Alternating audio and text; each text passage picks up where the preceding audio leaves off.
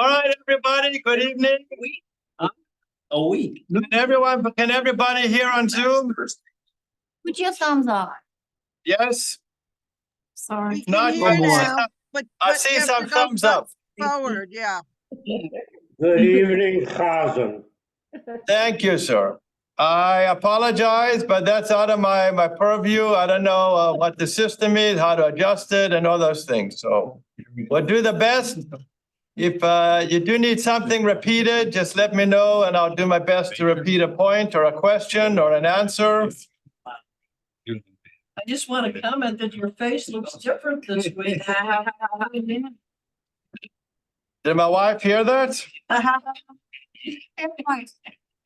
Said my face looks different this week. Yeah. Yes, we can see it. Yeah. I shaved under protest, but I did. I actually thought the beard was very becoming, but it's still nice to see your face. All right, thank you. That's very kind of you.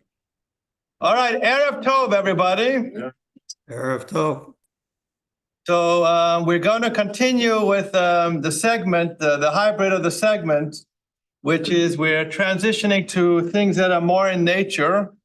And we're going to have several illustrations tonight of the effects of the sun and the moon, and also when God wants to use them to manipulate the outcome in nature.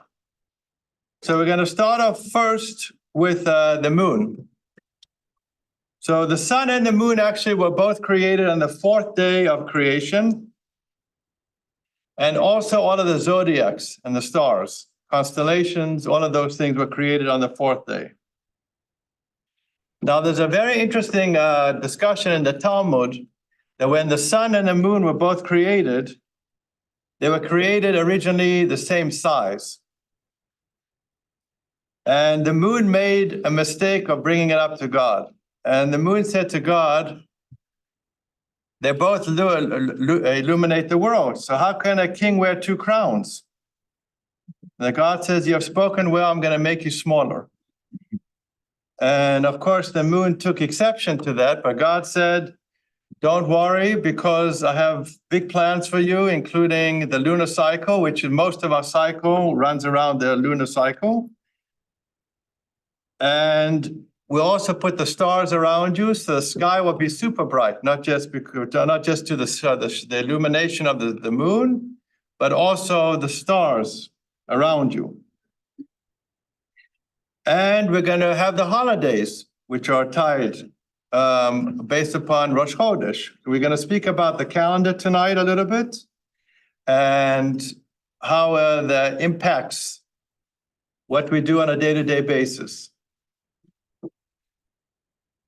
Now, we know that the moon waxes and wanes. So if you're looking outside, depending on the cycle that you're looking, sometimes you have a full robust moon, and then you have a sliver.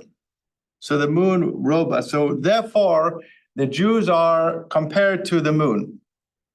In the cycles that we've lived in historically, where we've been very successful as a country and a nation.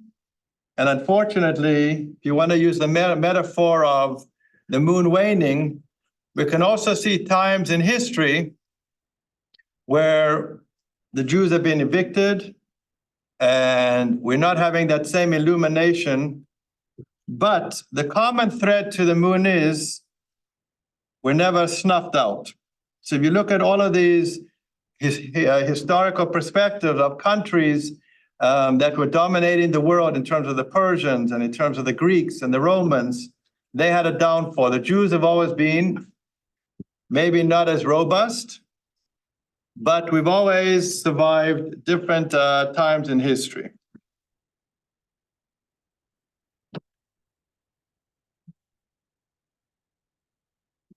Now, in regards to the actual cycle of the moon, the rabbi said we should learn a lesson from the moon, and that is to say, we don't have to wait to the high holidays to really reconnect with God. Just like the moon, we call it mechadesh, it renews itself, constantly renews.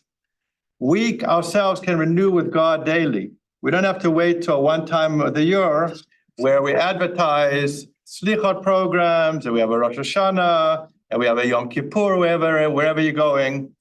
We have this ability, like the moon renews daily, to do it ourselves daily. And that's why, if you look in the Amida, we do the Slach Lanu every day. We have the ability to ask for forgiveness. Now, the problem becomes is asking for forgiveness and then, at the same token, sinning 5 minutes later. And the rabbis give an analogy, which is, remember we spoke about mikvah last week? Mikvah, which is purified. It's like going into the mikvah and you're holding in your hand as you're in the mikvah, creepy crawly, which makes you impure, but your body is immersed in the mikvah. So you can't have one foot in sin and constantly, because it has no impact then after a while. But we have this ability over and over to renew. Now, the rabbis in the Talmud tell us Moses was compared to the sun, and his primary student, the disciple, the one that took the leadership reign from Moses, Joshua, is considered the moon, because the moon illuminates the sun, and he got all his teachings directly from Moses, and he wasn't as great as Moses, as we know. Right? We say it in Yigdal. If you look at the morning prayers, it's one of the preliminary prayers. We say, "Lo kam Moshe od." There was never be a great prophet like Moses ever again. So while Joshua was imbued with prophecy, he never had the same ability like Moses had. There's also a comparison with the sun and the moon to Jacob and Esau. Now, Esau was the father of the Edomites, otherwise known as Edom, and they were primarily focusing not on the lunar cycle, but the solar cycle. Jacob is a progenitor of the Jewish people, and my friend here on the third hole can attest what I'm going to say today. You can see the moon. What time do we see the moon today? 11 o'clock. You can see a part of the moon in broad daylight. So the moon has the ability, even though it's smaller than the sun, to have a presence during the day and during the night, of course. And that is Jacob. Jacob's presence is all the time.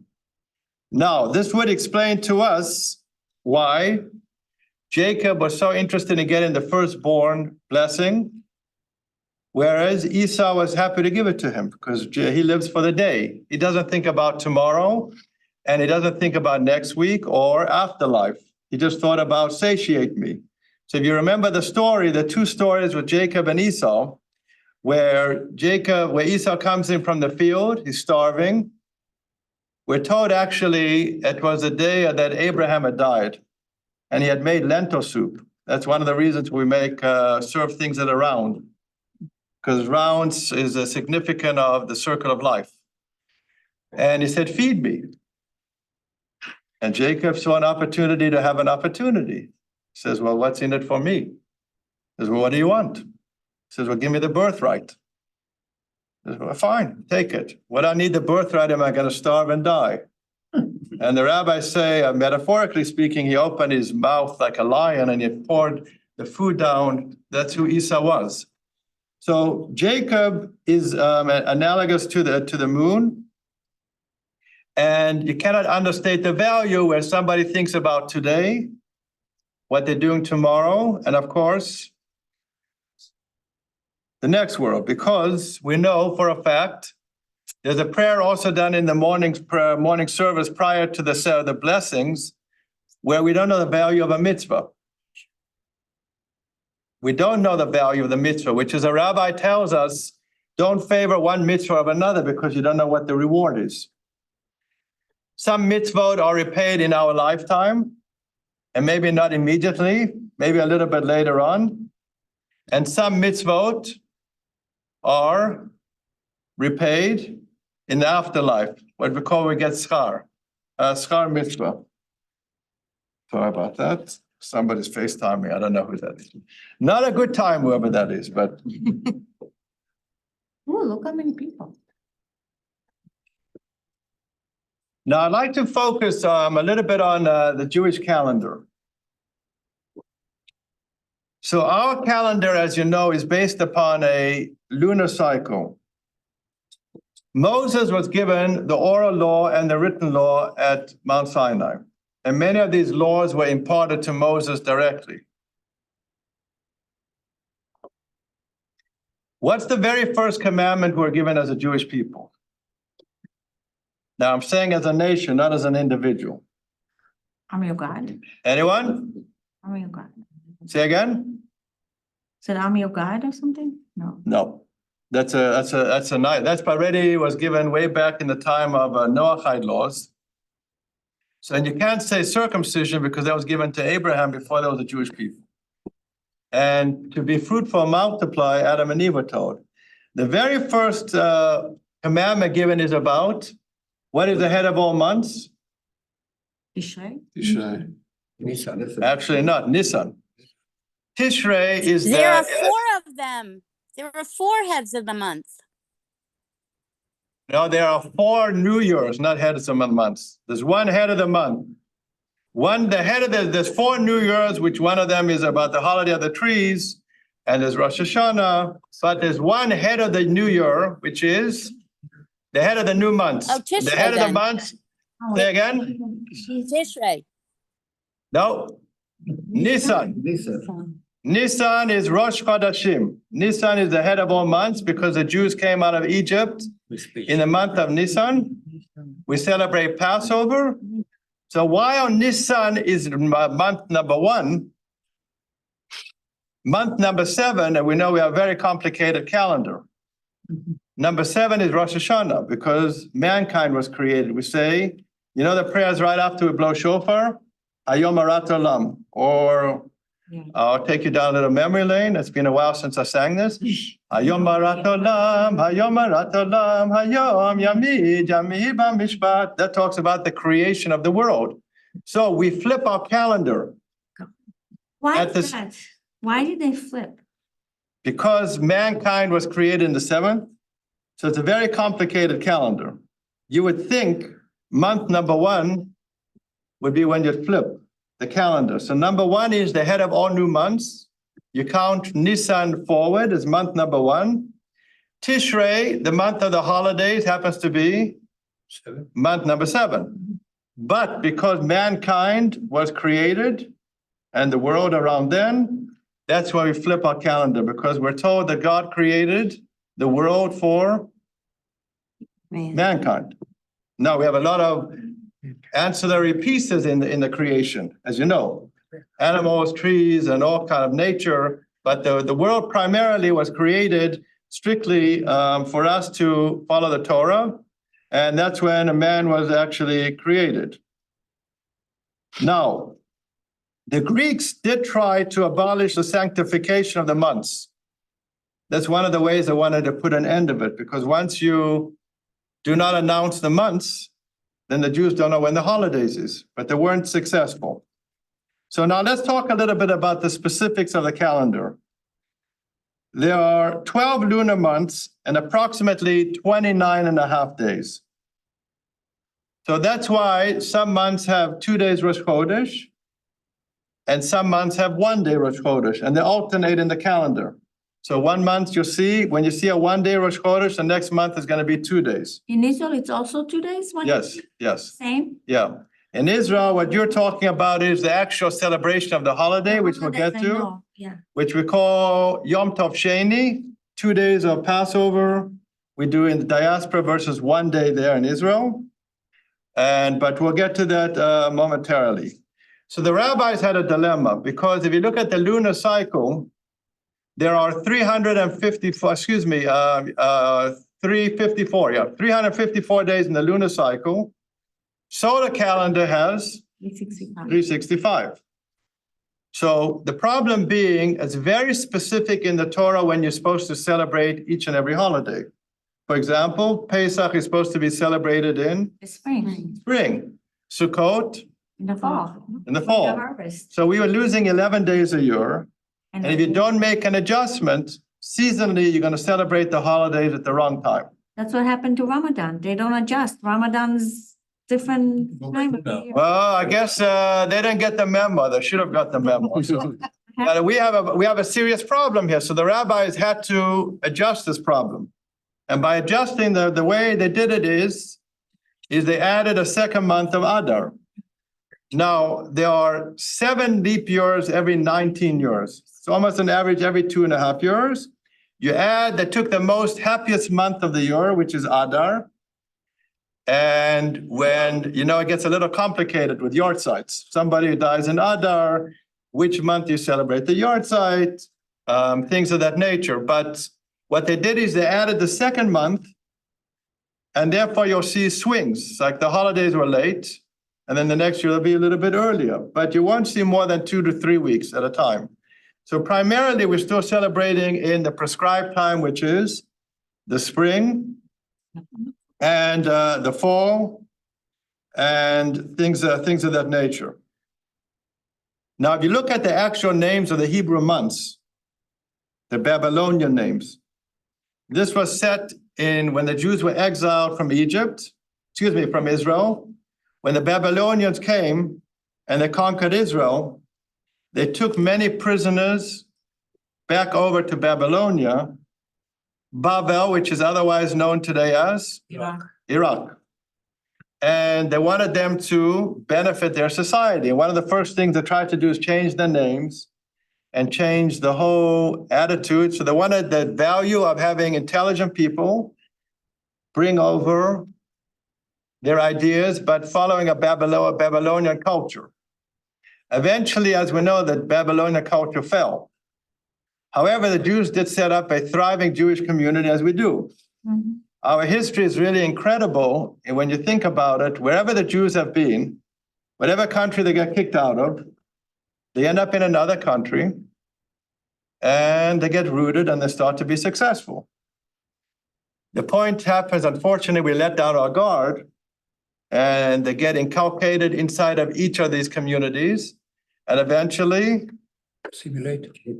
you get kicked out of that place. But the Jews were very successful in the Babylonian culture. And that's where they wrote the Babylonian Talmud. So there are 2 Talmuds. There's what's called the Talmud Bavli, the Babylonian Talmud. And you have what's called Talmud Yerushalmi. There are Jerusalem Talmud, some people don't like, they're referred to as Palestinian Talmud. It has nothing to do with Palestine as we know it now, just the way the country was referred to back then. But the question becomes, why did we keep these names of these Babylonian months? We're told when the Jews left Egypt, they adhered to 3 principles when they lived in Egypt. Number 1, they never changed the language. They spoke in Lashon HaKodesh, which is Hebrew. They never changed their garb. So they didn't change the identity at all. And so the question is, why did we keep the Babylonian names to the months? So the rabbis, Nachmanides says something really fascinating, and that is that Babylon is another exile that we were redeemed from. So technically exile number 2. And no better way to remember the exile than to keep like something over from the exile, which is the names of the months. It's also to show Jews when we get downtrodden that there are successful outcomes. Maybe not on the time frame that we would like to see, just like we were redeemed from Egypt. And that's a central theme of our prayer book. If you look at the 3rd paragraph of the Shema, 3rd paragraph speaks about Egypt. There's numerous places through the davening where we weave in this concept. 10 Commandments. Ani Adonai Elohechem, asher hotzeiti etchem me'eretz Mitzrayim. I took you out of Egypt, where it all started. So we are reminded every time we have these months that we're living in exile now. We're living in a diaspora, but we're exiled from Jerusalem the way it was in its heyday, that eventually it will come. So we kept the names as a remembrance to what happened in Babylon and to give us hope that in the future we will be exiled once again. Now, before we had a fixed calendar, on the 29th and 30th day of each month, witnesses would come and say they saw a moon sighting. They would come to what's known as the Sanhedrin. They're a rabbinic body in Jerusalem. And by the way, by definition, when you want to give testimony, you have to have a minimum of 2 witnesses. There's one exception. And that is, unfortunately, the time we're living now, is somebody should be on the battlefield and say, I'll tell you how the Torah refers to somebody as Ploni, like an average Joe, right? Joe, Schmo, or whatever you want to call him, right? He was on the field, we saw him die. What does that mean for his wife? Now she can remarry after 3 months. We want to make sure that in case she was pregnant with his child, we want to know who the father is. But after 3 months, if somebody comes forward and says, you know, after we saw him, the rabbis made a special exception. Otherwise, if only one person saw him die and you say, well, that's not enough, what's going to happen to her? She can never remarry. And if she does, then every time she has a relationship with the next husband, it's considered adultery by Jewish law. Otherwise, every other form of witness and testimony before a court requires minimum of 2 people. So 2 people came forward and they said, we saw a sighting of the moon. The Beit Din would separate them immediately, wouldn't allow them to testify together, and they put them in separate rooms, and they wanted to see they corroborate each other's testimony to make sure there's no funny business. Now, why does this matter? Let's say you had somebody with nefarious ideas, and he wants to bring the month in early. So now we're going to celebrate Rosh Hashanah at the wrong time. We're going to celebrate Pesach at the wrong time. We're going to bring in Rosh Chodesh early. The whole calendar was going to be a big problem. So as soon as they put them in separate rooms and they corroborated the evidence, they had designated mountaintops all through Jerusalem. They would light a fire, a bonfire, or a torch, and they would light them up, and people would understand Rosh Chodesh is coming. There were secondary mountaintops for people to observe the primary mountaintops. And as soon as they saw that, they would do it in their own villages. So it would spread literally like wildfire. The problem became, what do you do with the communities outside of Israel? Primarily Babylon. It's before there was an internet, before you could do things like telegrams. You know, it was all word of mouth. So it would take a little longer to get there. And the problem being, people weren't quite sure 100%, which is why we do the 2-day holiday. So instead of doing like in Israel, 1 day Pesach, and you have a longer Chol Hamoed, and then 1 day back. Sukkot, they combine. Simchat Torah and Shmini Atzeret becomes 1 day in Israel. Unfortunately, it will be a black cloud this year because I was at the Kotel when that was happening, when the attack started on Simchat Torah and Yizkor this year. That's when they were celebrating. However, because it's been done that way for thousands of years, before we made a fixed calendar, and we'll speak about, give you the dates about that in a moment, the rabbis ruled that minhag avotenu, that's a custom of our forefathers, and it sticks. So we know exactly when Yom Tov is now, we could technically. So I remember a few years ago when I was here, Jay Ross had said to us, he heard from an executive director, they want to get rid of it in their shul, the second day. They want to do what's in Israel. But I would tell you, my first inkling was it had to do with dollars and cents. Because Everything has to do with dollars. not just aliyahs, it had to do with that you don't have to open the sanctuary a second day. You don't have to put the heat and the air on, depending the seasons. Why they wanted to take it away. And it had nothing to do with, well, in Israel they do it, just wasn't convenient. So they wanted to do it just for cost-cutting measures. And of course, we nixed it. But your Rosh Hashanah is 2 days in Israel. Correct. Rosh Hashanah is 2 days. In Israel too. Yeah, yeah. And why is Yeah, that? that's not one of the regalim. That's not one of the 3 pilgrimage festivals. Okay, so basically, Hillel came and he said, we're going to have a problem in the future because once the Sanhedrin, once the large group of rabbis, by the way, the Sanhedrin consisted of 71 rabbis, court, they always chose an odd number. I don't mean odd that the number itself is odd. I mean odds versus evens. The smaller Sanhedrin was 23. So you would always have a majority, 12 against 11. You get the idea, versus, always have a number that 36 versus 37. So you could never have a tie. Otherwise, you could never get anything done. So they chose a number by the definition that would always stick. Now, in the 4th century CE, Hillel came across and he said, eventually the Sanhedrin is going to be disbanded. And what are we going to do then? So it's time to make a fixed calendar. It also became a problem with the Sumerians. Sumerians, only accepted what was written in the Torah literally. They started making bonfires in Israel and throwing the whole thing out of kilter. So they decided to make a fixed calendar in the 4th century CE. They knew exactly when Rosh Chodesh was, and that's the calendar we follow to this day. So this way, you didn't have to rely on testimony anymore. We know exactly how the calendar operates. And this way, you wouldn't have to rely on Sanhedrin. Another reason why we don't disband in the 2nd day of the holiday, because the only way you could do that is have another Sanhedrin. You have to matching powers. You need a Sanhedrin that enacted it. You need a secondary Sanhedrin now to come and overrule them. You can't have a small court in nowadays of 3 rabbis that overrule the mighty Sanhedrin. So until the Sanhedrin is reenacted, which won't happen until the temple and Mashiach comes, we're kind of sticking. Talk about the big 71 Sanhedrin, the biggest Sanhedrin. Yeah, the big Sanhedrin, Only the in big. Jerusalem. Yeah, 71 What about the rabbis. 23? That's 23 is did capital cases. but they were this parallel. Yeah, correct. Obviously, the 71 were more powerful than 23 and overruled them. But that is the reason essentially why we don't overcome.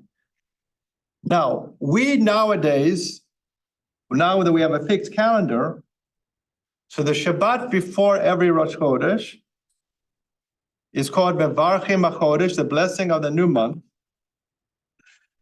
And basically, the new month will be announced. But before you have the new month being announced, there's an opening body of the paragraph. It's a beautiful prayer, actually, if you take your time to read through it.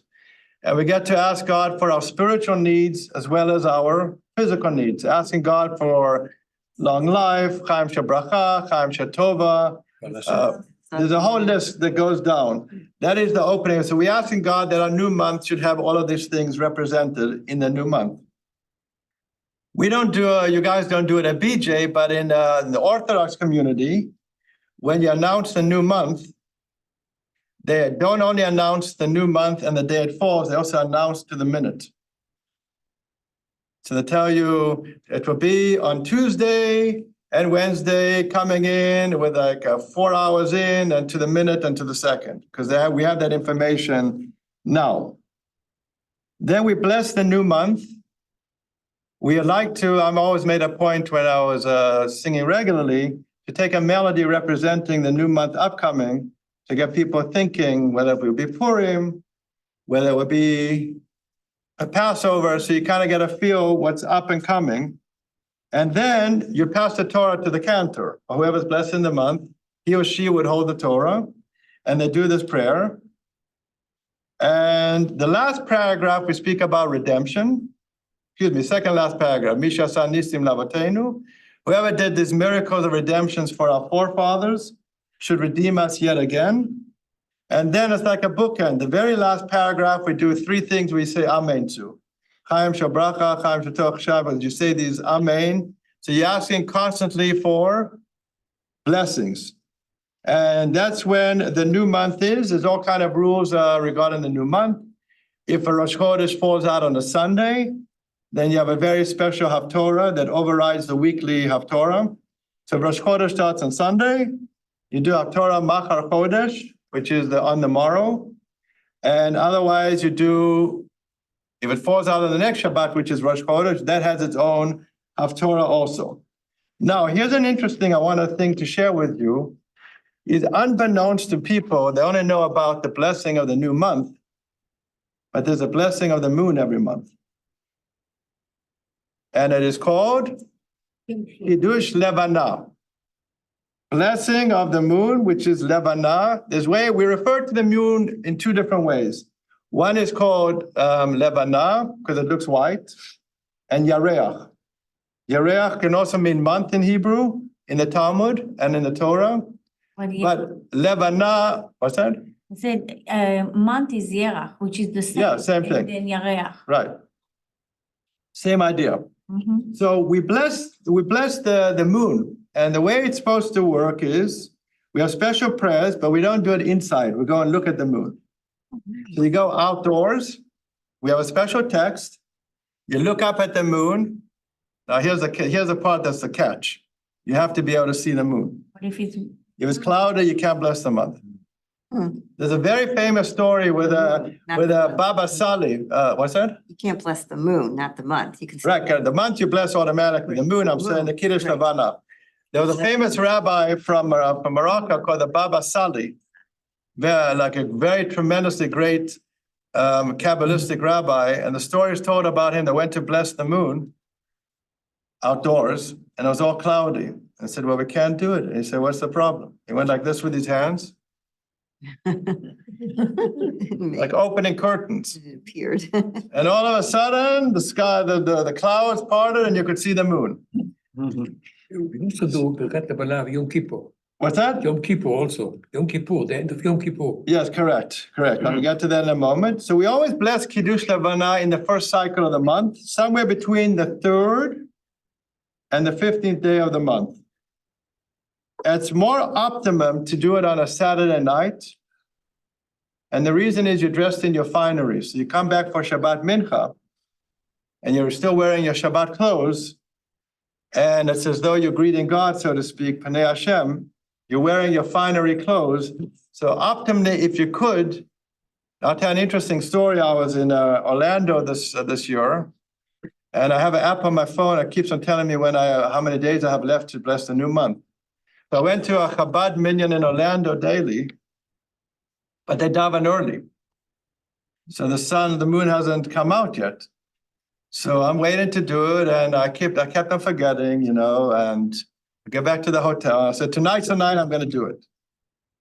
So I go outside by myself. I'm not with a minyan. I take my siddur. I've got the text. And I start to bless the new month. And all of a sudden, this family comes out, a large family.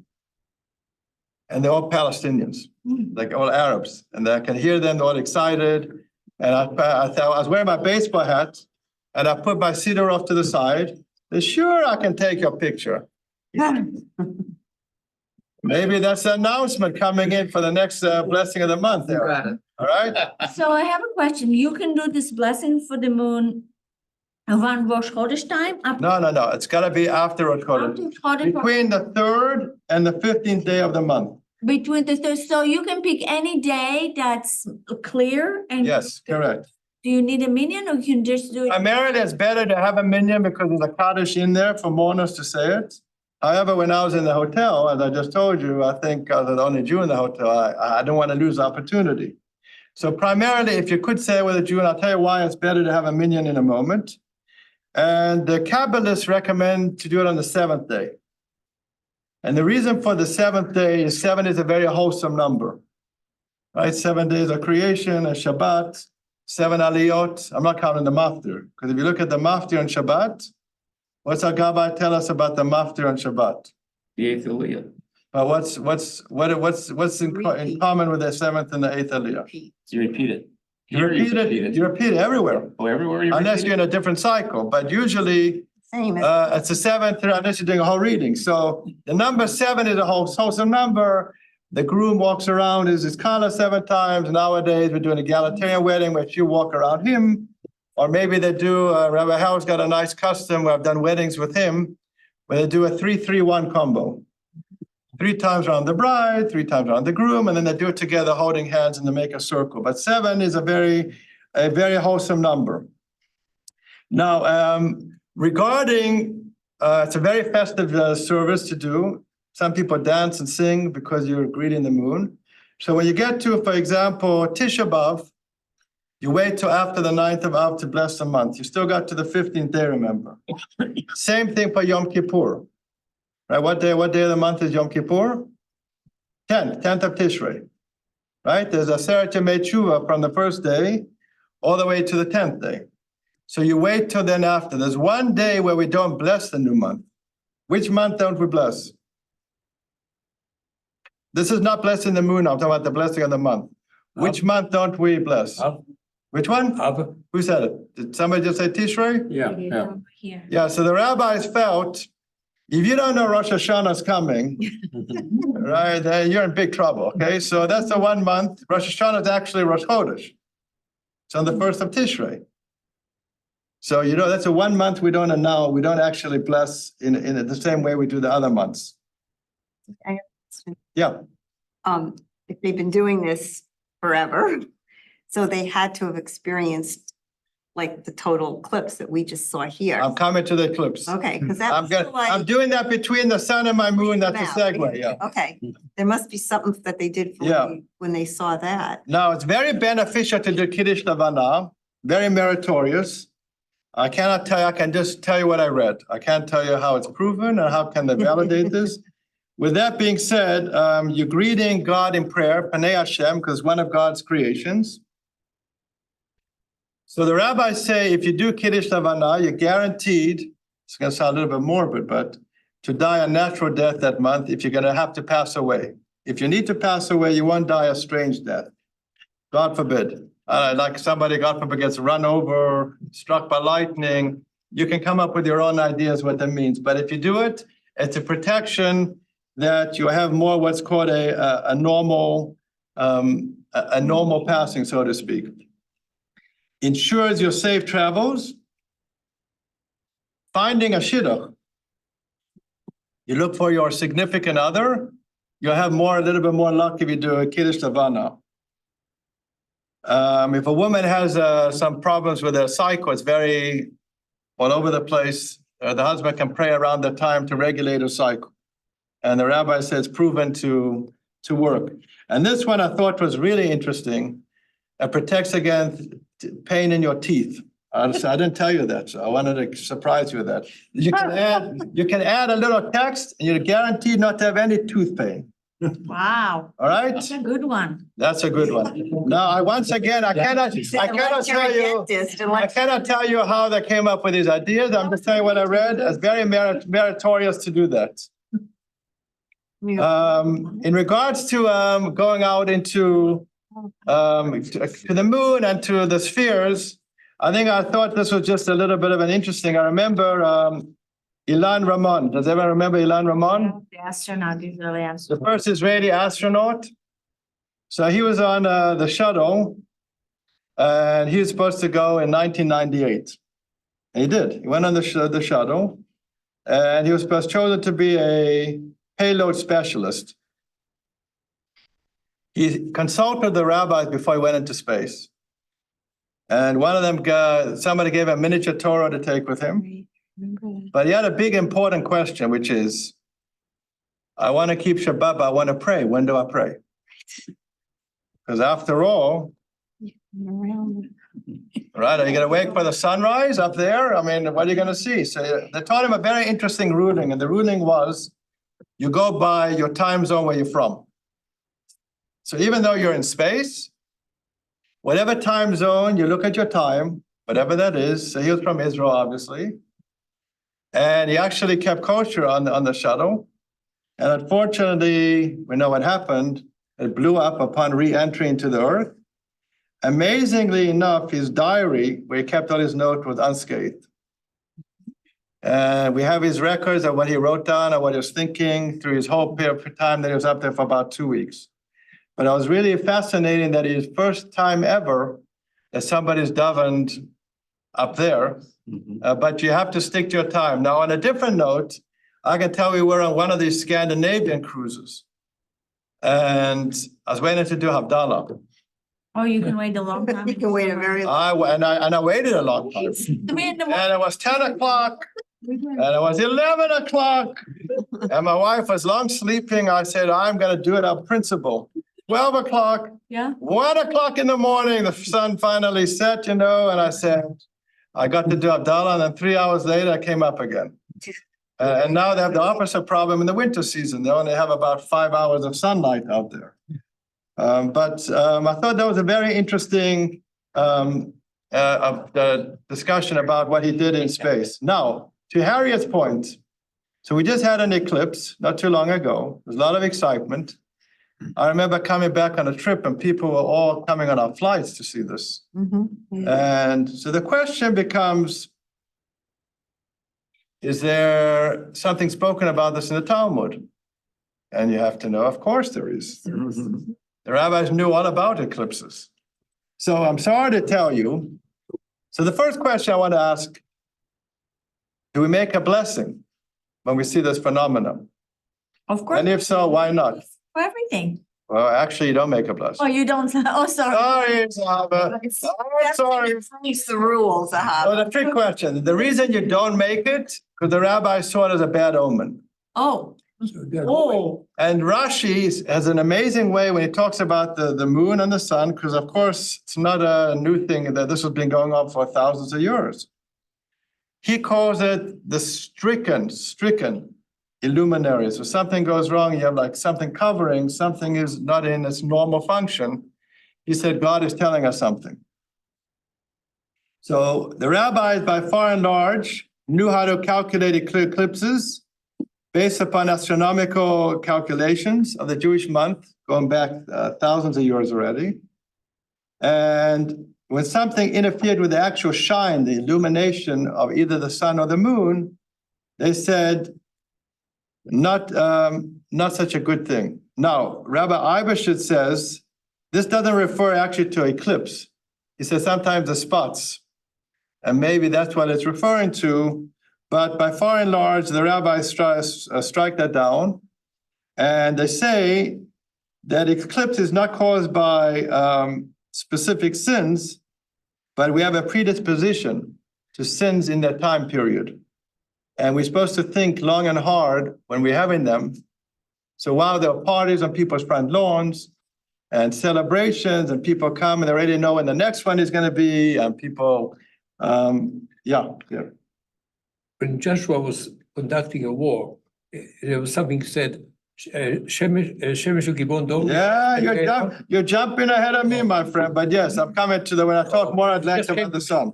Very good, Yossi, 5 points. I'll take Okay. 4 points too. So the reality is you don't make a blessing over something like that because it's not beneficial in the true sense to us. God's telling us something when things become darkened. We always look towards light, not darkness. Very interesting to note in the book of Genesis, Joseph did not really have a great relationship with his brothers. It wasn't just because Joseph, the understatement, right? But for reasons is because he tattletailed on his brothers numerous times, but whenever he would have dreams, he would share them. And you don't have to be an astrologer to understand the concept of his dreams. He comes to his brothers, this is one of them. The sun, the moon, and the 11 stars are going to bow down to me. Well, it's obvious what he's saying. So the sun was going to be Jacob. The moon, however, his mother had passed away already, Rachel. So her handmaid Bilhah was his stepmom who helped raise him. And then the 11 stars. Now, Jacob understood, of course, his bigger picture. The brothers are, here he goes again. Like he thinks he's always better than us. We're going to bow down. He's got his favorite colored coat. He's always talking down to us and he's just doing it again. Jacob, it says, outwardly asked Joseph questions, but it says, V'aviv shamar et hadavar. He put it away for safekeeping on layaway, which means there's something here.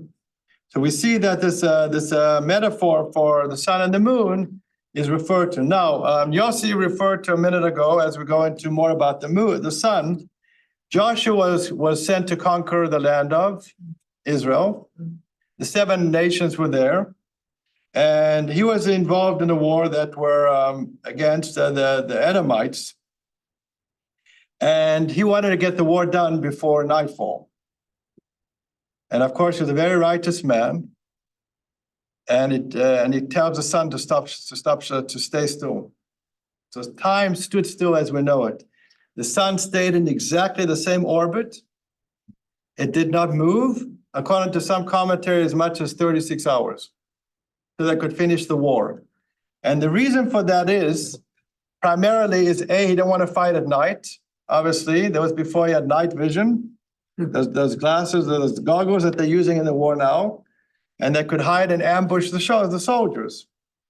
So to protect the Jewish people, he wanted to do it. And we know the nightfall in general has its own problems. We touched on that a little bit before, but he actually stopped. It says by Yidom. By Yidom means and it stood still. The same verbiage is used when Aaron finds out that his two sons died, when they brought these strange sacrifices. It says, by Yidom Aharon, and he was silent.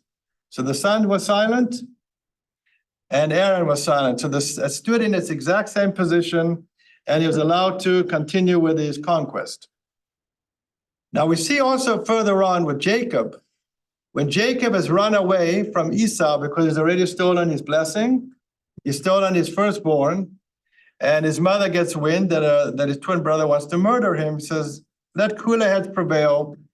Go out to my family, find yourself your bashert there. And when you meet your brother in the future, things will calm down a bit. So Jacob is traveling and is right where Har Moriah is. Very area where the temple is going to be built, and God makes a miracle happen. He causes the sun to set early.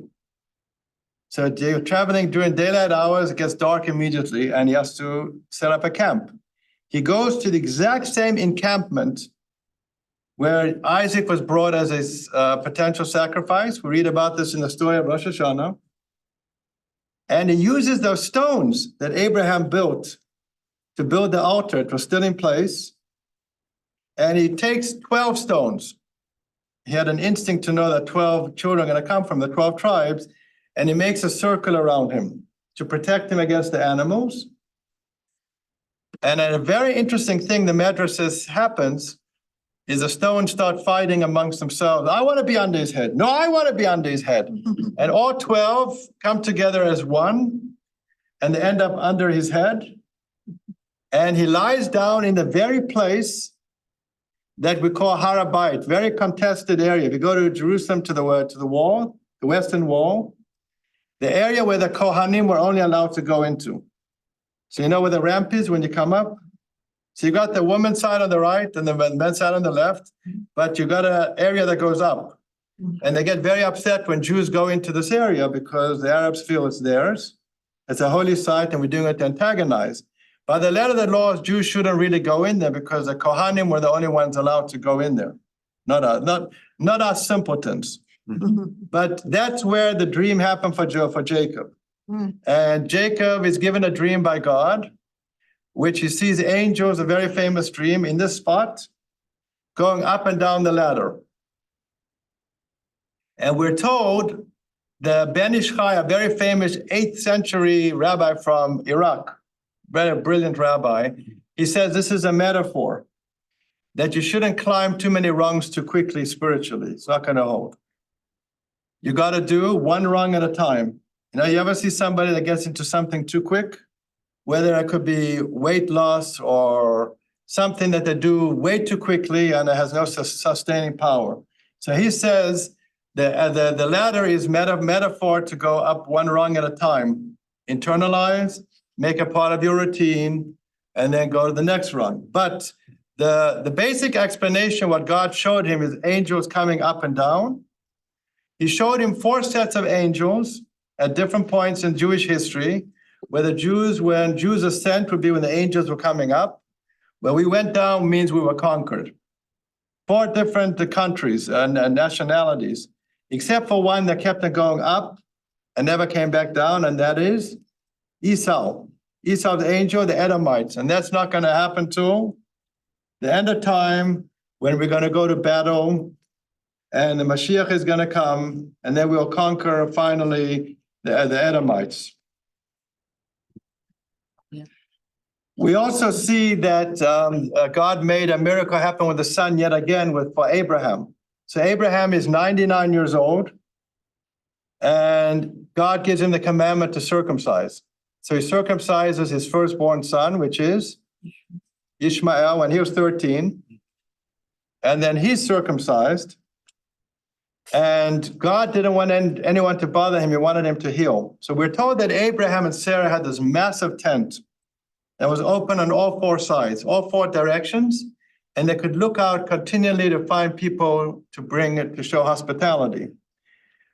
God didn't want anyone to bother him. And Abraham started feeling anguish, not from his circumcision, however, but because he couldn't bring any hospitality. We're told that on the third day is the most painful day of circumcision. And he was really in anguish because nobody was coming, and God said, okay. So he made it very, very hot, super, super hot that day.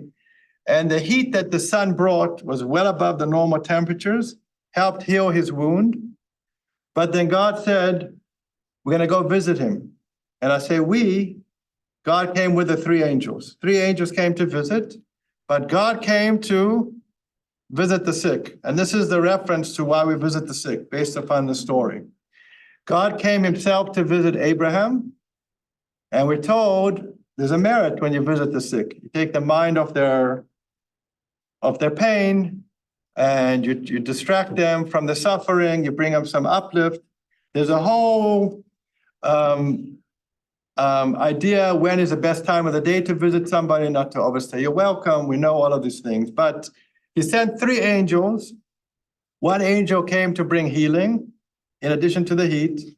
Another angel came to tell him that he's going to have his progenitor, he's going to have his next generation 1 year from the date. What date was that? Was Passover. When he says, go break Lushi v'asi ugot, the rabbis comment on ugot not just mean literally cakes, but actually matzah. They're made like matzah. 1 year from that date, Isaac was going to be born. And last but not least, another angel was sent to go and destroy Sodom. And we have the very famous discussion with Abraham and God, where he starts to argue. If there are 50 righteous people, will you save the city? God says, of course. It goes down to 45, it goes down to 40, and eventually it stops at the number 10. Now, some people mistakenly think that the number 10 for a minion comes from that story, but it's not true. How did Abraham know not to ask God beyond the number 10? We're told that Abraham lived at the same time as one of Noah's sons. Was still alive at the time of Abraham. And Abraham got a first accounting of what happened on the ark from the son that survived it. How many people were on the ark? 6? 8. 8. We had Noah and his wife, their 3 sons and their spouses. And still, with 8 people on the ark, God still destroyed the world. So Abraham understood anything less than 10, God was still going to go ahead and destroy the super wicked like he did with the world. How do we get to the number 10? It's based upon 2 different teachings in the Talmud, Babylonian Talmud and Jerusalem Talmud. One of them says we base it upon the numbers. When when Jacob had a famine in the land, when he was living where he was living in Israel, he sent 10 of them down. And they're called a kahal, which means a congregation. They refer to kahal, just like that which represents the number 10. So too, 10 is a number for a minion. That's considered like a congregation. We also see the other Talmud disputes the number, this source, and it says it's based upon the 10 spies, because they were referred to kahal. But either one of those are the 2 reference points. Now, how about blessing of the sun? We know about blessing on the moon. How often do we bless the sun? Not quite as infrequent. Last time we had a blessing on the sun was in 2007, in April. I was here, we did something for it. It happens every 28 years. So why don't we do it every year? So the rabbis say the sun has to be in exactly the same position as it was in its creation. So every 28 years, and in case you want to mark your calendars, the next one is going to be April 8th, 2037. Okay. Go ahead and mark your calendars. That's the next time we bless the sun. You go outside also, and you basically look at the sun and you make this blessing. It's called Birkat Hachama, the Psalms.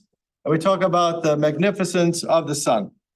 We're also told in regards to Jacob when he had the struggle with the angel and he became disabled, his hip. God cured him in the morning using an intense sun.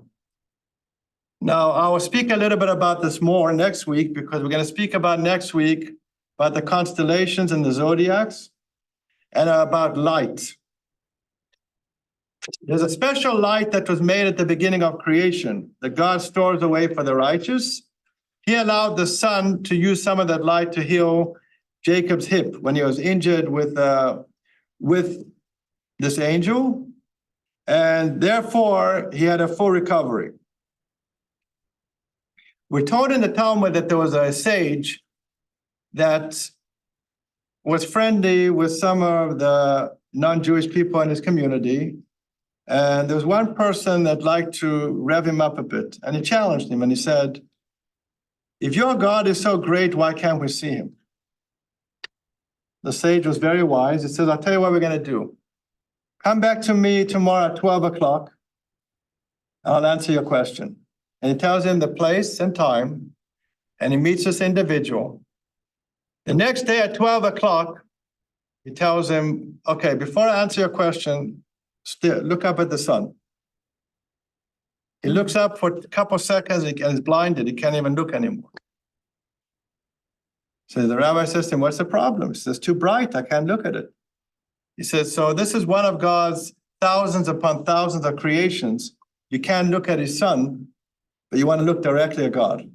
So I thought it was a very powerful metaphor in terms of the power of the sun. In the name of Samson, Samson's Hebrew name is Shimshon. If you take the root in his name, Shin Mem Shin, you get Shemesh, because he would nurture the world. The Zohar says regarding poor people, I should have mentioned this before, I just thought about it now, they're compared to the moon. They need illumination from others, like they're dependent, like the moon is dependent upon the sun.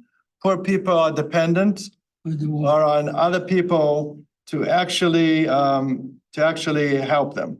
Now, there's a duality in the sun. There's a duality in the sun, like first lecture we gave about the wine. You cannot do anything in extremes. So there's some people that worship the sun, as you know. They lie out all day long, and the skin just gets darker and darker. We know, God forbid, you can get cancer and burn. However, in the time of the Egyptians, their God was either Re or Ra, which was the sun. They worshiped the sun. So how did that correlate with Pharaoh? So Pharaoh was semi-divine.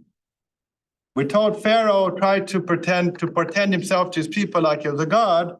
He would go to the River Nile early in the morning and use it as a bathroom. Obviously, a god shouldn't have to go to the bathroom, so no one should see. But the question becomes, is according to Greek mythology, the sun ruled together with Nun. There's another form of god, primal waters. Eventually, many deities were evolved.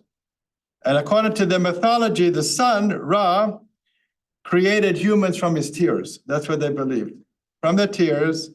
And then seeing that they were deceitful, he sent another goddess, Hathor, to destroy them, and few of them survived.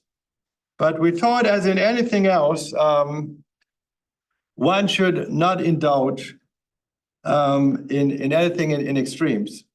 Now, in part of the Kiddush Levana, as we wrap up our time, as the hour goes quickly, we make a prayer in the Kiddush Levana that the moon should be restored to its original size. And we're told that's going to happen. The moon, at the end of the days, will once again be Like the sun. will be like the same size of the sun. It will be with the two luminaries like God had wanted initially. Because of a number of factors, and we're told also that the moon didn't show enough humility. The sun didn't complain, and they were the same size. Who complained? The moon. So he didn't show humility. And everything's about humility. It's one of the traits that God loves the most. And conversely, somebody that's a bal guy, but somebody that is full of themselves or believes in their own legend to the point is one of the things that God despises the most in people that cannot show humility. So we'll see during the end of time that the moon will be restored to its original side. We should all be blessed with illumination from the sun and the moon. And next week, our final class is going to be about, as I mentioned, about different kind of lights. And of course, the zodiacs and lights that we make it as a fixture. Like, for example, Hanukkah, Shabbat, and we also are going to incorporate fire in there. So we're going to try to do a hybrid next week, since it's our last one, to bring all of these things together for our last Like session. Bowman too. Like Ba'omer, I've got a host of things that I'm working on. I want to say one more thing. When Abraham circumcised Ishmael, he should have cut it all off. Well, I'm not going to go. I have no comment about that. But what I will say to you is, at the end of time, we were told Ishmael does repent. And we know that because he seated himself. He made himself small in front of his younger brother, Isaac. And unfortunately, the nation that Ishmael comes from, we can speak about this at a different time. The attack that's happening now in Gaza, people say it's Ishmael, not exactly Amalek. Amalek is Iran, once our extermination, but Ishmael comes from a very powerful seed. Anything that comes from Abraham is infused with blessing and holiness, but they're using it the wrong way. So we told at the end of time that it does do repentance. Unfortunately, his tribe that is created in his country see that rivalry that they had as youngsters is carried over to this day. On that note, everybody should have a good week and a Shabbat Shalom.